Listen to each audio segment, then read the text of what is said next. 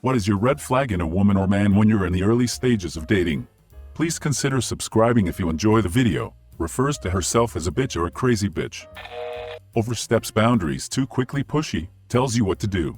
Invasive questions. I dated a guy for 2 months that flat out told my dad. We started dating just before my birthday, so they met for a birthday dinner. He wanted to get me pregnant so he could lock me in. I then found out he had a separate life when his other girlfriend found my phone number on my business page. Playing head games. We're not in high school, and you aren't on The Bachelorette. Be honest, sincere, and forthcoming, and we'll get along just fine. I'm in my mid-30s, and thus I'm too old and rickety to jump through hoops.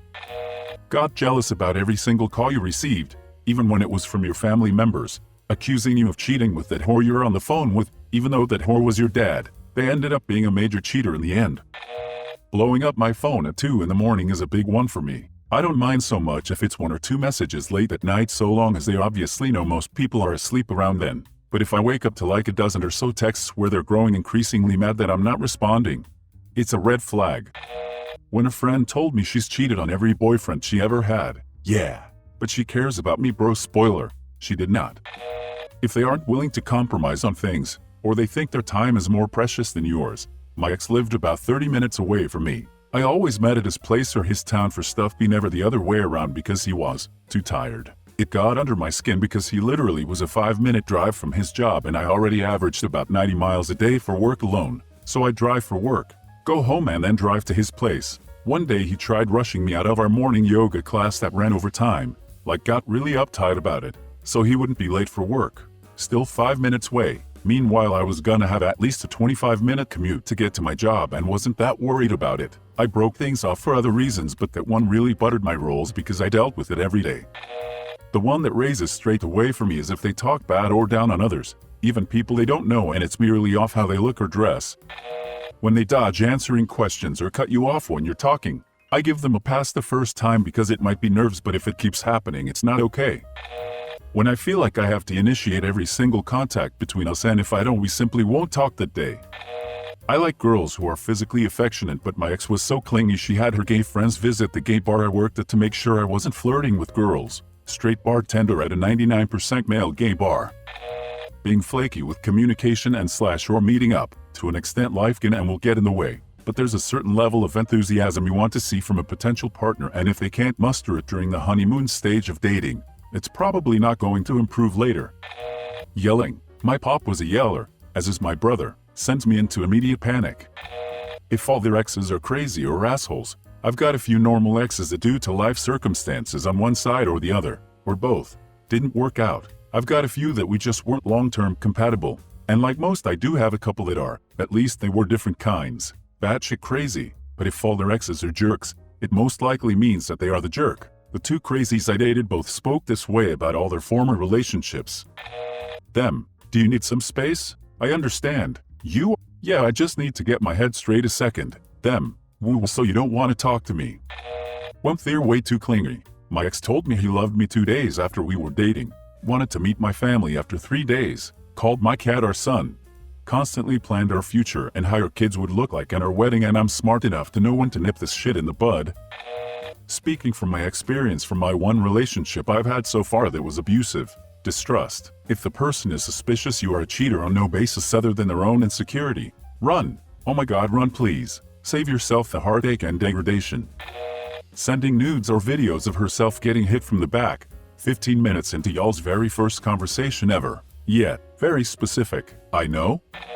A lack of self-awareness. I once dated a guy who told 2 anecdotes of funny clusterfuck situations. Both featured clear moments where the fault was his lack of research, his failure to follow through, but both stories were told like everyone else caused the issues. Like, where you'd expect, haha, so yeah, I should have done X. He would just say so Milo was an idiot and jumped. A week later and it was clear. He didn't see he was the common denominator in his issues. He was quick to blame others. Any suggestion of self-improvement was met by a blank stare.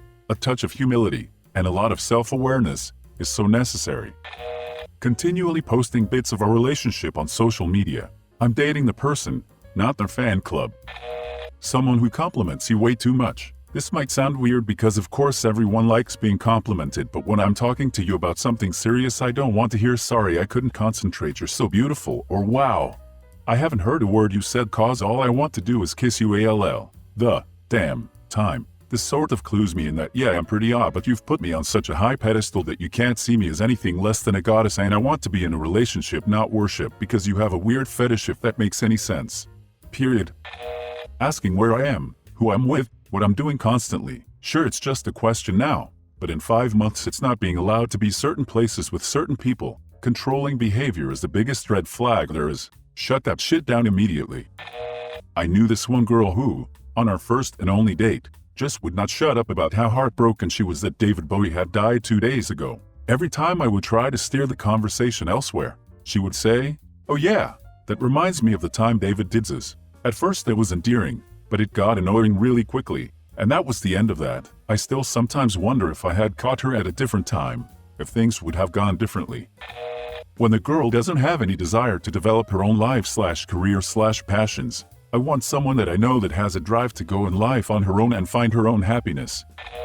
In retrospect, attraction to an archetype of a person. In my case, I came to realize that he liked every woman with a similar color of skin. By the end I wonder if he actually thought I was beautiful, or if he just fetishized all black women, accusing me of cheating, despite me never cheating, with no indications that I had or would ever do such a thing. Repeating the same stories over and over, he ruminated on ways the world had wronged him, or situations where he saw himself as a hero, forgetting important details. My birthday, our wedding anniversary, put-downs, making blanket statements that holidays were stupid, thus negating my love of any holiday and implying that I was stupid for enjoying them. Same with music and movies. Viewing himself as a martyr in almost every situation, fixation on topics that I found disturbing, inability to compromise. He wanted what he wanted, when he wanted it. Otherwise, he would refuse to participate or engage. Started off with, "You look better without makeup." Then, "Why are you wearing those shorts? What is that shit on your face?" When I did wear makeup, "Can't you respect me by not wearing heels?" I don't understand why I didn't see these. When they start complaining about other people in your life and trying to get you to see how bad these people are for you, etc. When they aren't doing any messed up to you to begin with. This is not about truly abusive people who are hurting you and a loved one wants you to leave them. Witness my abusive ex who started in the second week of dating telling me how much my parents didn't love me or trust me for having a curfew and insist I study on school nights instead of be out with him all night. I was 17 and still in high school. Soon enough that extended to how my best friend was kind of dismissive of me. He pounced on every little disagreement I had to blow it up times 10. Man, if it was someone else in my life he was in there trying to drive that wedge and make me see how all those other people really didn't have my best interests at heart. He is where I learned all about a little something called projection. First date and the woman kept calling me daddy. She didn't stop when I asked her to either. I went on a date earlier this weekend, and it ended up being not so grand. Here's a quick list of things that made me go at. Walked straight past bouncer at the bar asking for ID. Straight up ignored him. Had to be pulled back outside to be carded. Ordered most expensive item on the menu without reading what it was. Ended up not liking it and passing it off to me. Then took my meal without asking. I paid for the meal. This is cool. I don't mind, but I do like to have at least a conversation about it first. She excused herself when the bill came. Went to an arcade after the bar. I got a bunch of quarters, as one does, and she holds her hand out silently while she stands next to one of those vending machines that serves stickers and fortunes and whatnot. I think fine, it's cool. Give her like $1. She does it 5 times, then ends up giving me 1 quarter left and saying you can get that one, pointing to a joke one. Like, okay, thanks. Got a beer for myself and asked her if she wanted a drink. She ordered an AMF, like 3 times the price of a normal cocktail. Then she didn't even drink most of it.